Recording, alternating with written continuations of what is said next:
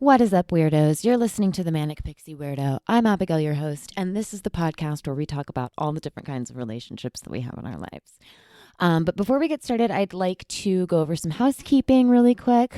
So first item on the docket is this month we are partnering with Bacon is My Podcast. We are selling shirts for $25 that say I've had a Thor month on them, in honor of Mental Health Awareness Month.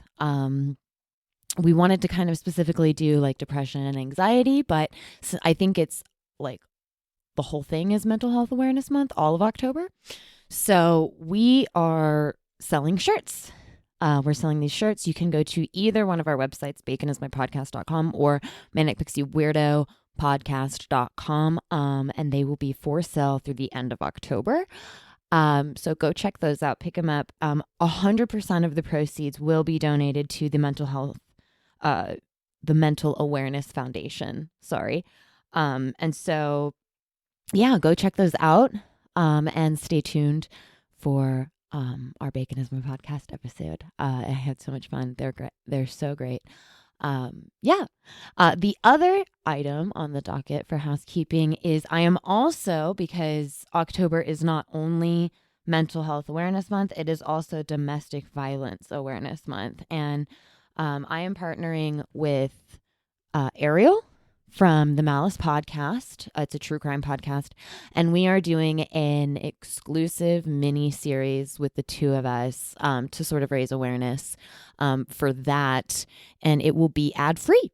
So I will put links in the description when all that stuff goes up. And you can stay tuned don't worry, I'll announce all of the episodes and stuff like that when they come out. So go check that out. Yeah.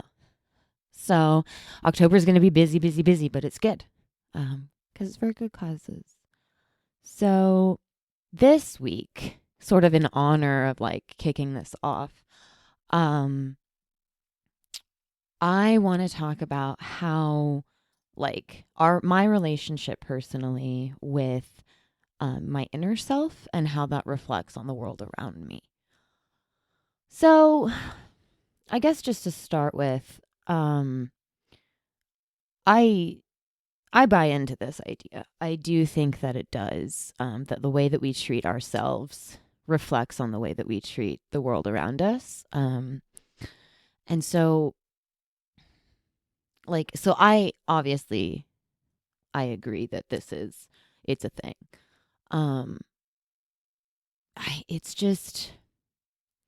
It's one of those things though, where I don't really ever notice it until like sort of in it. When I'm in it is when I notice it. So like, for example, so I recently got back on medication.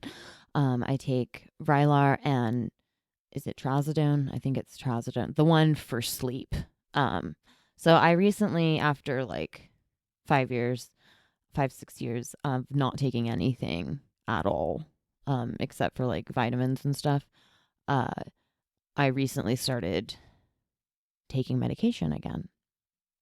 And there was like this period where there was like a problem with the pharmacy and like it was a whole thing, and the doctor like the prescription got confused, and then it was like the insurance, like all this stuff. Like it was kind of a nightmare. So like while all of that was getting figured out, I didn't have any medication. And I just like with kind of the beginning of this month, I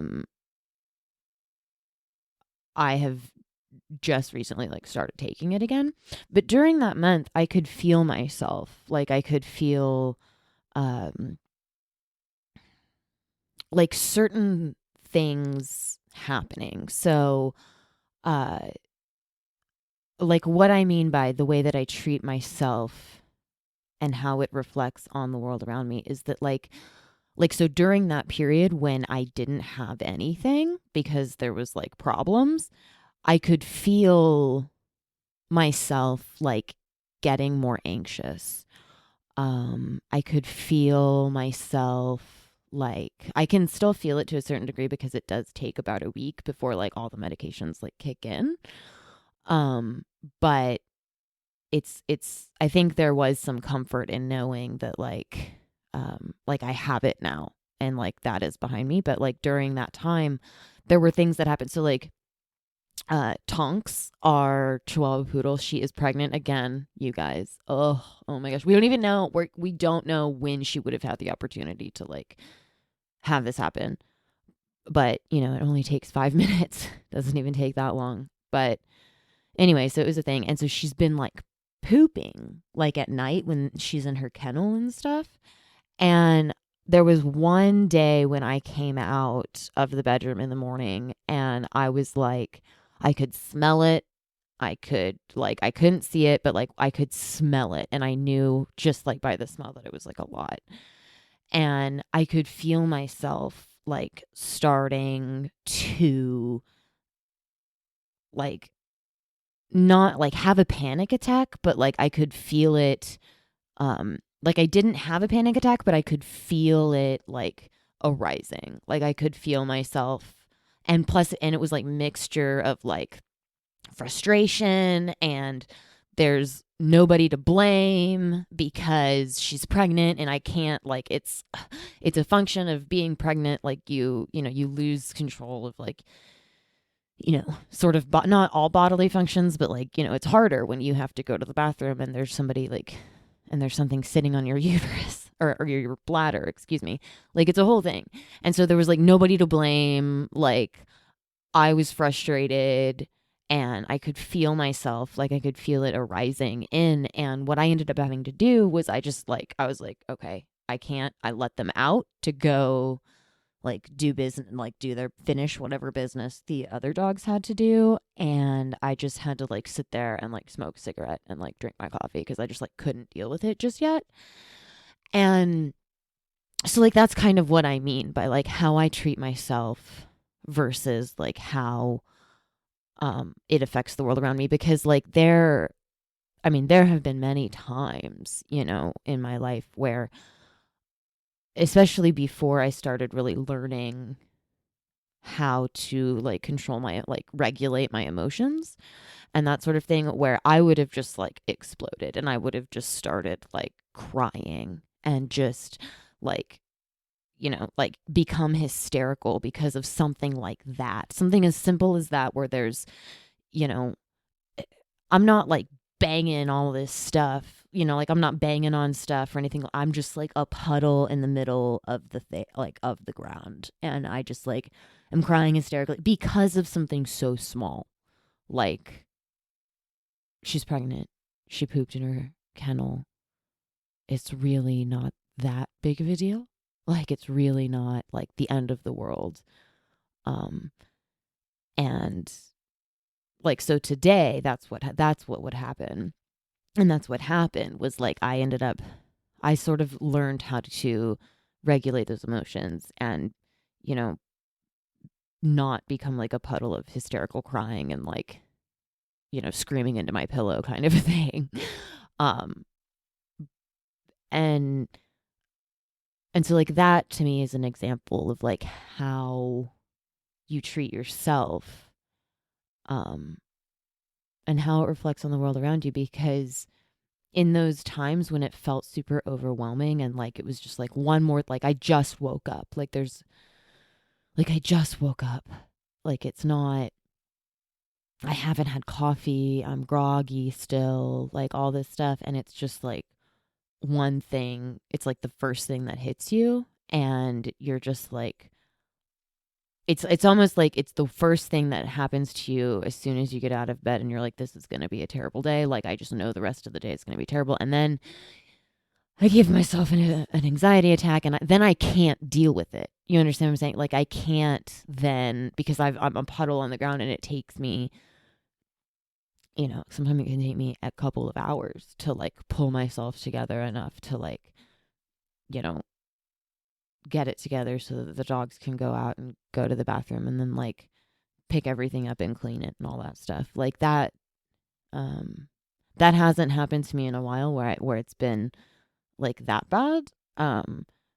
but I could feel, but it was almost like while I was in this period without medication where it was like I could feel that starting to come. But what ended up happening was not that, because I was kind of able to pinpoint some of these problems and go, okay, it's really like nothing bad is going to happen if you just let them out and go smoke a cigarette and kind of just get your coffee and like wake up. Like there's nothing wrong with doing that. Like that is a perfectly fine, acceptable choice to just leave it and not have to deal with it. Whereas like before, it was very much like, now it was just a culmination of all this stuff. And so even like little things like that, I think I have begun to realize will affect the way that I treat everything because of the way that I treat myself. And I have all these like high expectations, and which, they say not to do is like to have high expectations or whatever. But I don't know. I mean, it's really hard sometimes not to have those high expectations. And I mean, especially when it's like the first thing though, that like it is really annoying and it is really like, but to acknowledge that like it's almost like I have to slow my brain down. I have to slow my brain down and go, okay. And I have to get super basic, like super, super, super basic. So it has to be like, okay, what is this feeling? This is frustration. This is um this is annoyance. Okay, so what are all of those, like what do those things have in common? I don't know. I don't know. I don't know. Okay, that's fine. You don't have to know. What else are you feel like all of these things I have to get super basic and start like asking myself these questions. Um and be very like, cuz it kind of helps me calm down like in those moments. It kind of helps me like relax a little bit.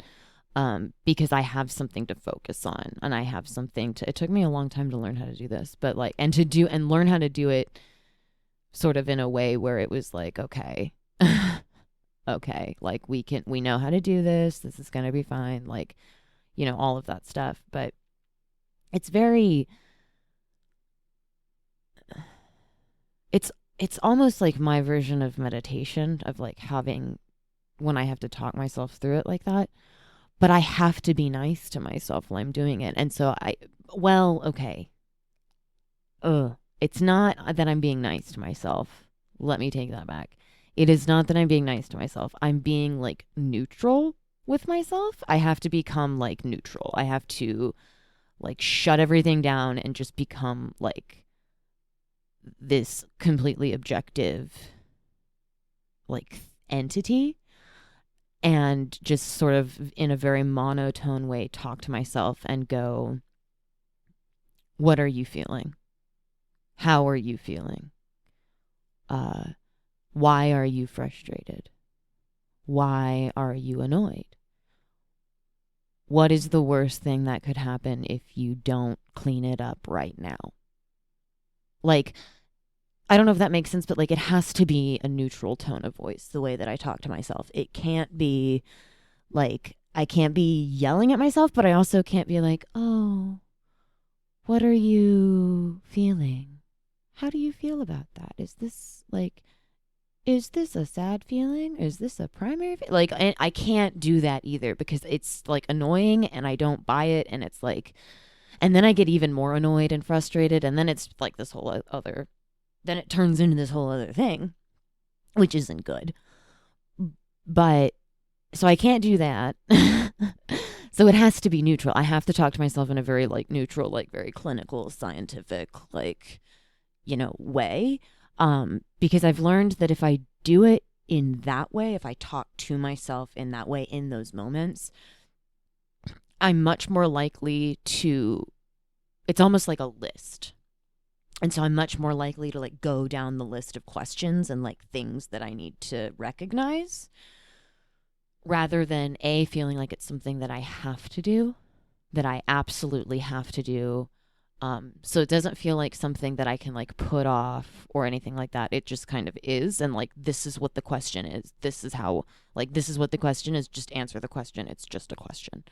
But it's also not like screaming at me, screaming at myself, going, why do you feel like this? This is such a dumb thing to be upset about. Like, it doesn't matter that, like, it doesn't matter. Like, we have to just clean it up and then move on. Like, you know what I'm saying? Like, it's not, I can't have emotion with it. It has to be very, very neutral, very scientific, clinical, whatever word you want to put on it, because otherwise I start attaching things to it, like to the questions or to the like rationale or, whatever the responses. Um, because when I start doing that, then that's when it really begins to like affect the world around me. Because if I'm like screaming or yelling at myself, then I'm gonna end up in a puddle on the floor, you know, hysterically crying or feeling like I can't breathe or screaming into a pillow or something like that, uh, kind of throwing like a temper tantrum.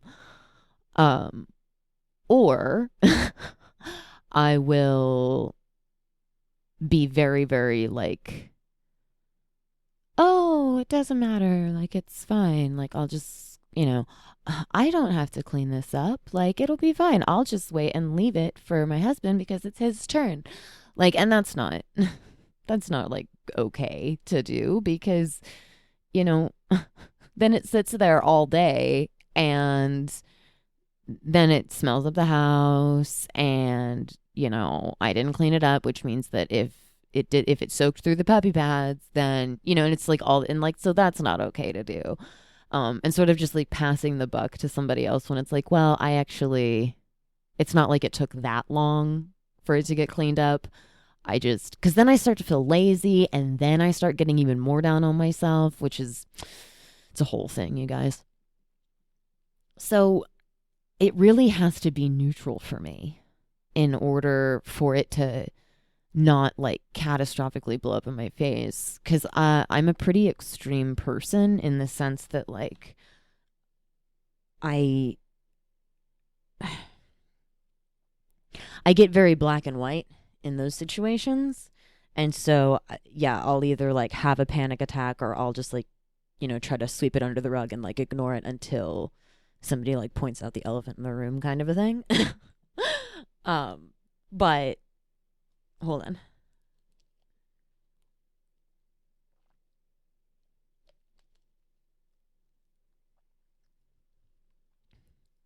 But I mean, and that was how it was for me for a long time, was just very like one or the other, one or the other, one or the other. Mostly being incredibly dramatic and like breaking down over stuff that is really not that big of a deal. Uh, because I tend more toward the negative for whatever reason. I never really tended more toward the positive. It was very much I more shunned the positive. Well, maybe not really shunned it, but just kind of like ignored it and was just like, I know it's there, but it's not like, you know what I'm saying? But so I always tended more toward the negative, which especially, oh my gosh. Speaking of medication, especially when I was for a really long time, like as I was growing up, like it wasn't real common. At least not like where I grew up. I don't believe it was real common for people to give like children like medication. And so I mean, this was like definitely not just hormones. This was definitely like I was dealing with something that like I didn't understand or didn't know. And it also really didn't seem like anybody else knew either because I ended up with so many different diagnoses and stuff like that. And so for like that very beginning part of my life, it was mostly just hysterics. Mostly just because you've no emotional regulation. Like none. I had no emotional regulation at all. It was like everything. I was either super excited and really excited and happy, or I was like having a panic attack and like crying and like, like punching a pillow or whatever. Like it was never uh there was never any like, okay, so what's going on here? Like that was not a thing. When so and that definitely 100% it affected the world around me. 100% because nobody wants to be friends with somebody who's just constantly like in hysterics. Like it's what a nightmare. You could explode at any moment. It's like you're a fucking what is it, a Psyduck Pokemon where they just like explode randomly. Like, yeah. Yeah. Like that was me when I was a kid. Like 100% that was me. Um and what a nightmare to try to deal with. Oh my God. I can't even imagine. Like looking back, there are definitely things where I'm like, yeah, okay, so like getting a B on a test definitely wasn't the end of the world. And there was really no need for me to go like lock myself in a bathroom and like just cry for 45 minutes. Like that was not necessary, Abigail. Not a thing that you should have done. But I had no idea. I was still trying to figure out like emotional regulation. And I think that's kind of true. That's got to be true for like some people too. Like there's no way I was the only one that had that experience. So I think it's pretty common. It's got to be. Uh, but the other thing too was that like then as I got older and I started like getting into like upper teens into like the 20s kind of a thing, it was like I got all these various and sundry diagnoses, and it was like I had all these various and sundry diagnoses, and it was like I had a pill for every single diagnosis that I had. And so they were like it was a nightmare. Like, and then with the medication, you know, there's the dosages and stuff, and there's the various and sundry different medications that they can try instead of whatever if you're like unhappy. Like, it's a whole thing. Um, I. So when I was about 22, I like gave up. I was like, I'm fucking done. I'm done with that shit. I'm not doing it anymore. Like, I need a break from all of this medication stuff. My body does too, and I just can't do it. Um, and I don't know how much. I cannot imagine that it did not affect the way that I was, you know, from like 18 on until I was like 22, because I just don't think that you can start putting things into your body on a regular basis at the like level that I was being given this stuff, like prescribed this stuff, and it not affect. Like that's kind of the point of the medication, is that like it's supposed to, it's not a happy pill by any means necessary. It's supposed to like help take the edge off and help you like help make life slightly easier so that like you're not, you know, you know, going off at any given moment, you know, or, you know, you're not so depressed that you can't get out of bed and go to class. Like it's this whole thing. Um, and so, I mean, that's a pretty good example of how I think of how like how we treat ourselves, because that is a way that we treat ourselves. That's a way that we like physically treat ourselves. We try to give ourselves a physical like boost mentally kind of a thing through you by using medication. And I remember that time because we were playing around with so many different diagnoses and so many different medications and dosages and all this stuff, that it was just like I can't even, I mean, I remember bits and pieces of it, but I don't think I ever remember like like I don't remember like consecutive times. So I couldn't tell you what I did for like 2 weeks during that period of time, but I could tell you like individual little things that happened that I very, and it might just be like moments that I remember.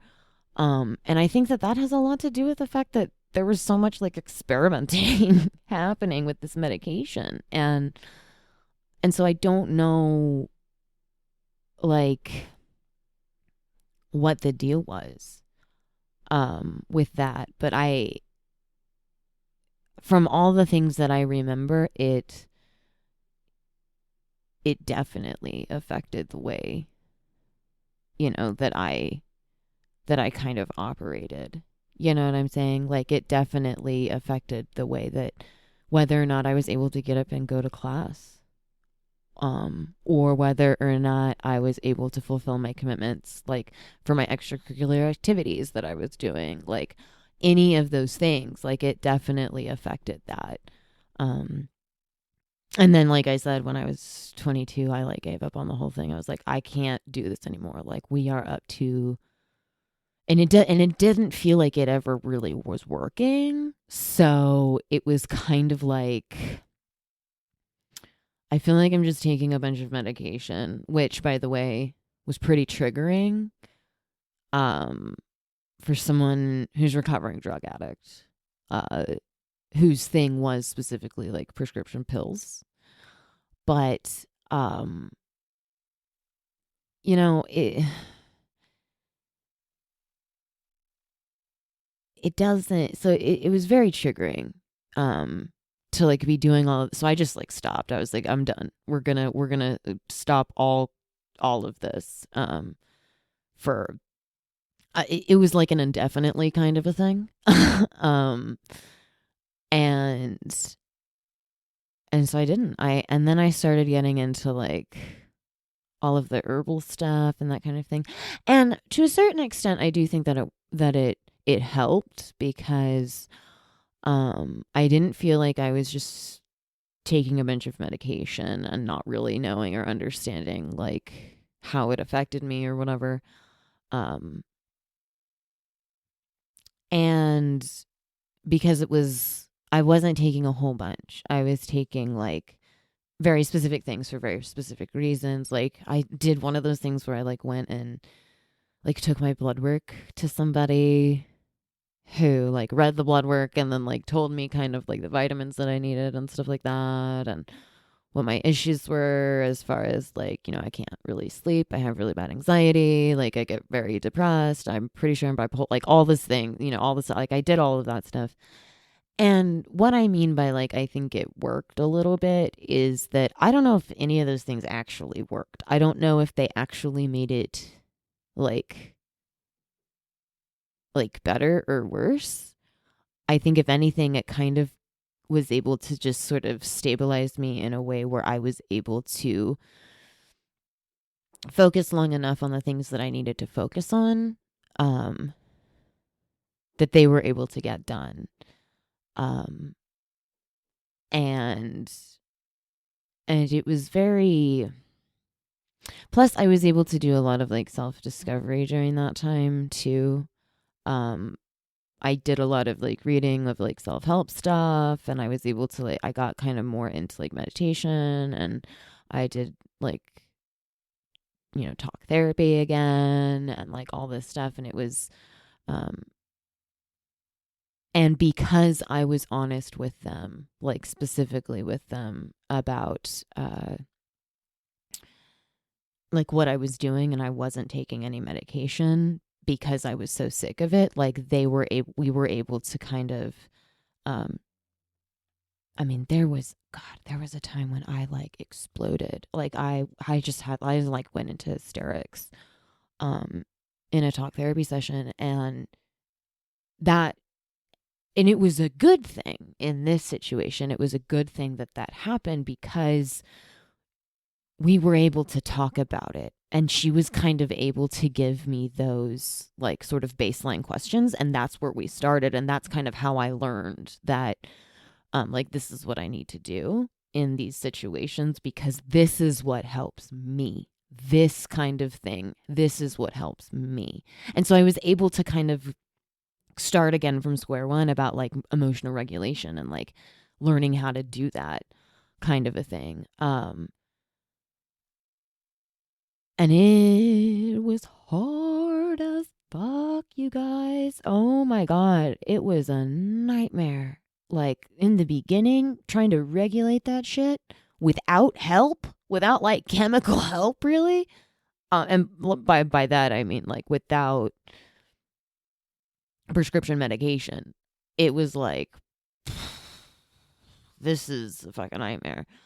Um, but I was able, it was almost like this was the best possible like learning experience that I could have had with it, because and it like needed to happen this way because um it was the way that I understood it the best, I guess, is really what it comes down to. And so I was able to like to think about it and like, you know, uh go through all this stuff that I had never really paid attention to. Like, I'm sure all of these questions had been asked to me before that, I'm sure, but I didn't know. It was like I was in a place where I could hear it now. Like, for some reason, I could hear what was being said. And I was able for the first time to get myself calm enough to be able to listen and not just hear, but to actually be able to listen and then be able to articulate it. Not to everybody, not to so do not get me wrong, like not to everybody, but to myself. That was a really big step for me, was being able to articulate it to myself what was happening. Um like that, like I still struggle with like trying to articulate things to other people in ways that make sense. Um because a lot of the times, especially when I'm in like a heightened state of emotion like that, uh it's really difficult for me to say what I'm trying to say. And it usually comes out kind of as like what would be known as word salad, which is I'm kind of just saying a bunch of things, like a bunch of things in a row, and everything is going so fast in my mind that what I'm saying doesn't really make any sense at all. It's just kind of like words or events or things that have like strung themselves all together, and it's going so fast in my mind that I can't. So it'll be things. I'll say things like, you know, I don't know if I've ever said it like this, but it'll be and it won't make any sense. Like it's not gonna make sense. So it's like curtains, fruit, and then we did the thing on the slide with the fish, and like it's that kind of thing where like it doesn't make sense. Um and if you try to make it make sense, like don't, because it doesn't make any sense. It's like it's not cohesive. It doesn't, one word has nothing to do with the other. Um and but like learning how to, like I'm still trying to learn how to uh like get like when I am not taking anything, like it's a lot easier. So like when that happened with the poop and Tonks, like there was nobody else in the house. It was just me and the dogs. And so I was able to like just do it, like just talk to myself about it, which is kind of what I needed in that situation because I wasn't on any medication at that time. And I could feel it, but it still gave me that, like, I could still feel that edge of being able to be like, okay, let's slow it down, pump the brakes, like that kind of a thing. So we don't, you know, freak out and like explode everywhere or whatever. Um, but I don't know. I mean,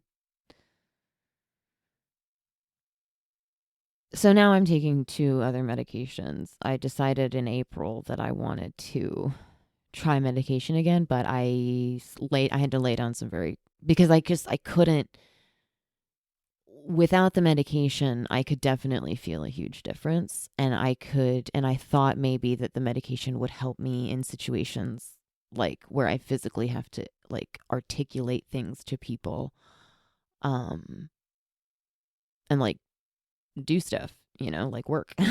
But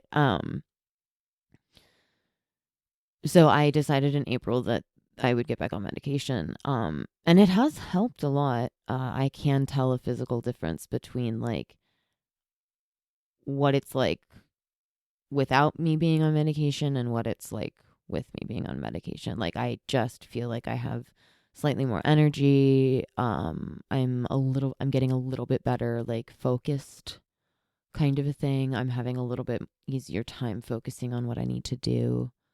Um and you know and we're taking it like gradually, like step by step by step by step by step. I do not like one of my ground rules is I don't want to be on like 10 medications. Like I'm capping it at 4. I'm not taking any more than 4. So we got to figure this out because I can't do it. I can't.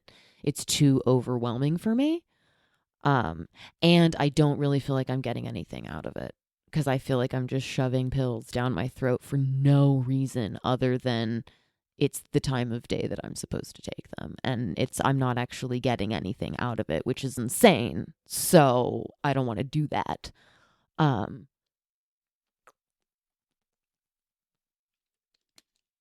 and so I don't.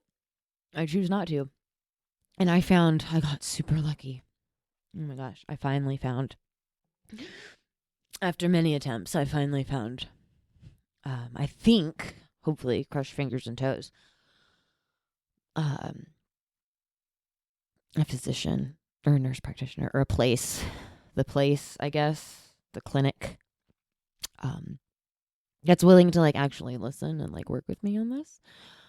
So that's pretty good. And that's another way that like how we treat ourselves reflects on the world around us because I don't like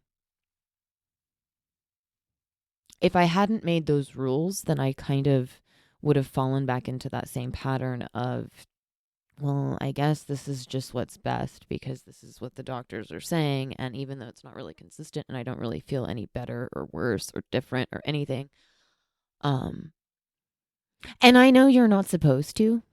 Like I know it's not supposed to be so noticeable that you notice the change. Um, I kind of need it to be at least somewhat noticeable though. Like when I'm taking a medication, I need it to be somewhat noticeable. Like I need to be able to go, "Hey, I actually got a lot done today," instead of I just I couldn't get out of bed. I did one thing, I did the dishes and then I went back to bed. Like that's not okay. Like I need it I need some sort of like proof that it's actually like, you know, doing something. Um Otherwise I feel like it's kind of worthless. Um but I just, that's another example of how, like I said, that's another example of how we treat ourselves, how it reflects the world around us. Because if I didn't like basically have those rules, then I would have just been like fallen back into the same sort of, I guess, cycle that I had been for so long. And that's not good. Like, I don't want to repeat those mistakes. So that wouldn't be great. But I mean, I think it, I definitely think it does. The way that we treat ourselves affects the way that we treat the world. I mean, but even on a like an even smaller level than just like when you're having a panic attack or when you decide you need to make some ground rules for um taking care of yourself kind of a thing. Like those are all, like those are good. I would say those are all good things and good lessons to learn. Um and like they're both positive and negatives to both, just like there are to everything.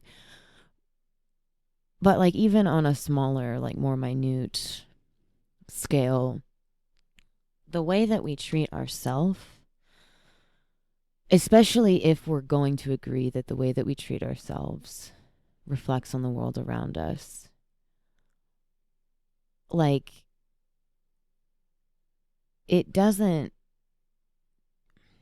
it's the thinking of it doesn't just affect me. Like it's not just about me because, you know, and this is what gets me into trouble a lot is this idea that um, it's not just about me, and everything that I do has consequences. Whether that word gets a really bad rap, consequences, but there can be positive consequences to things. You can have positive consequences just like you can have negative consequences. And if you, like, okay, so if I'm mean to myself, it's a double-edged sword. So if I'm mean to myself, first of all, how can I expect anybody else to be nice to me? Like, if even I'm horrible to myself, then can I expect anybody else to be nice to me? Because it would be so plainly obvious that I'm like, that's the reasoning is it's like, it's well, even you are mean to you, so why should anyone be nice to you? And so I can understand that sort of like line of thinking and logic behind it. But I kind of want to flip it, and I say, but even if I'm not nice to myself, I still try to be nice to other people, but it can come out in ways that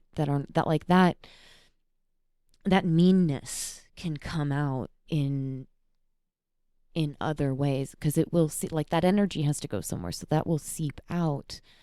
um and it might seep out in like a passive aggressive way, and I might not even realize it.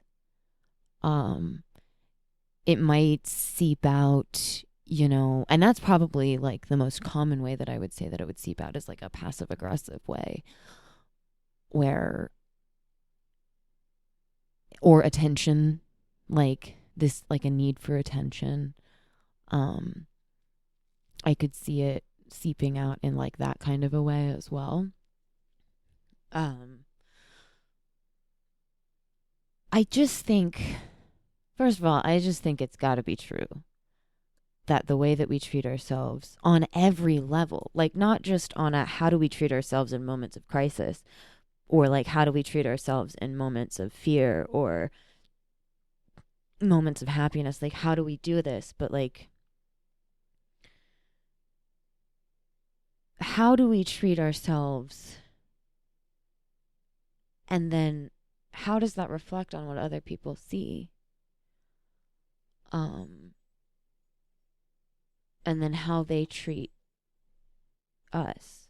I don't know the answer to that question, but I feel like that is a thing, whether we like it or not, whether we want to believe that that's a thing or not. I feel like it's got to be a thing.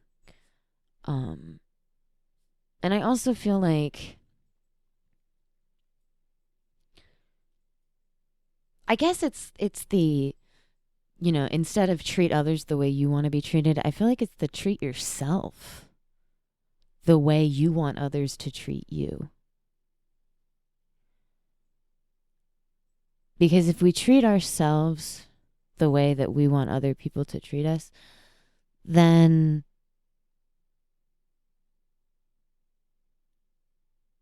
you know, I feel like it can radiate out both positively and negatively. I just don't know, like, psychologically what happens with that. I don't know. I feel like I'm just I'm thinking about too many things all at once, I guess. I don't know. I feel like it's got to affect it, because I know that it affects it in a physical way because I've seen it, like, with my own eyeballs, and like I've felt it, and like it's happened. But I just don't know, like, I mean, everybody says, we got to be nicer to ourselves. You have to be nicer to yourself. You have to be nicer to ourselves. And while that sounds like a really, well, obviously, duh, like, thought or phrase or whatever, that's so much harder. Oh my gosh, you guys, that's so hard. Especially if you've, like, if this is how you've been your whole life. And I guess that's where it's like, you need to be patient with yourself, but also other people need to be patient with you. But also, like, that's all kind of bullshit too. Like, obviously, we need to be patient with ourselves. And, like, duh. That's a lot easier said than done though, because I'm just an impatient person in general. It doesn't matter if it's me, somebody else, my dogs, a blade of grass, like potted plants. It doesn't matter. Like I'm just not a patient person. Not when it comes to, especially if I feel like an idiot. Like, especially if it's something, if somebody says something like that and I'm like, well, duh. Like, I feel like, because if somebody says that to me and they're like, well, just be patient with yourself or just be nicer with yourself. It's like, well, thank you for that. Like, that's not helpful. Like, that doesn't, like, that's so much easier said than done. And I feel kind of like the same way when it's like, does the way that we treat ourselves does it affect the world around us? Like, obviously, yeah, of course it does. So then where do you go from there? Like, how do we, it's so hard too. Like, the process of like treating yourself better and like giving yourself time to not just like heal, but to like process and to understand, and then to, you know, feel all of the things that go with it in every sort of fluid way that you can feel all of those things. And then, like, to have it not manifest itself in like physical ways, like having a hysterical panic attack or, you know, just like screaming and crying into a pillow for 4 hours. Like, it doesn't, it's so hard. Oh my gosh, it's so hard. And especially if like if you're like me and it's a lot easier for you to just kind of be like, to just be mean to yourself. It's a habit. It's a bad habit. I totally agree. It's a completely horrible habit, but it's still a habit that I'm trying to break. And if you've ever tried to break a habit, that shit's not easy. Fuck you. Bullshit. It doesn't just end in 30 days. First of all, I have to figure out how to keep up for 30 days, because I'll get 3 days in and I'll be like, oh my God, I'm rocking it. And then I'll give myself like some leeway and I'll be like, all right, so for the next day, like, I can cheat kind of today, like a cheat day, you know? It's a cheat day. Like, it'll be fine. And then it's a whole thing, you guys. But I mean, it's just a lot harder than it sounds to be nice to yourself. Because obviously, like, duh, it reflects on the world around you. Like, thank you, Socrates, or, you know, like, because that's how stupid I feel. Like, anytime somebody brings something like that up, I'm like, I feel like a complete idiot, because I feel like if I feel like what you're telling me is that if I just read one more book, like, I would know everything. It's like, that's not how it works. But also, it's different. Like, trying to put this shit into practice every single day, it's so exhausting. It's so exhausting. Oh my God, it's so exhausting. Every single day, you guys, it's exhausting. And that's why I needed chemical help. That's why I was like, okay, maybe they might be onto something with this medication thing, because it's like a lot. It's like a lot trying to do it all by myself without help. And if you're doing it all, oh, Jesus Christ, if you're doing it all by yourself without help, you need to fucking write a book, man. Because, oh, how? Like, this is not an overnight thing. This isn't even a couple of months thing. This is like a year's thing. This is something that you got to figure out. Like, it's a lifelong thing. And that's daunting and depressing in and of itself. So if you're doing this all by yourself without any kind of help, chemical, friends, anything like that, like any kind of help at all, whoo, what is the secret, man? I need to know. Like, email me, manicpixieweirdo@protonmail.com. Or leave me a voicemail, manicpixieweirdo podcast.com. Fucking do that shit. Either one is fine. Just, like, let me know. Share the secrets, because as much as I understand that the way that I treat myself affects the world around me, like, I get it. Yes. Okay.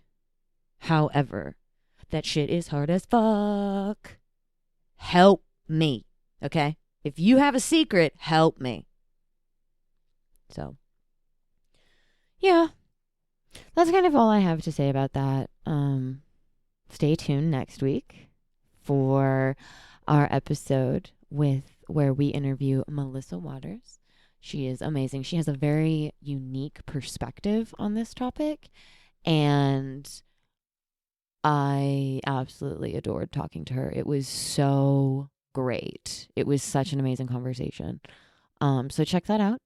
Um, like I said, we are selling t-shirts. I've had a Thor Month t-shirts in honor of Mental Health Awareness Month.